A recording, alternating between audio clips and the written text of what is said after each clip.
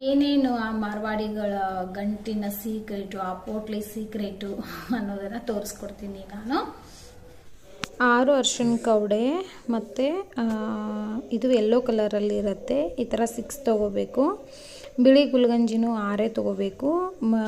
ಮತ್ತು ಇದು ಕೆಂಪು ಮತ್ತು ಕರಿ ಗುಲ್ಗಂಜಿನೂ 6, ಗೋಮತಿ ಚಕ್ರ 6, 1 ರೂಪಾಯಿ ಕಾಯಿನು 6 ತೊಗೋಬೇಕು. ಇದು ಲಾವಂಚದ ಬೇರು. ಇದು ಎಲ್ಲ ಲಕ್ಷ್ಮೀ ಬೀಜ.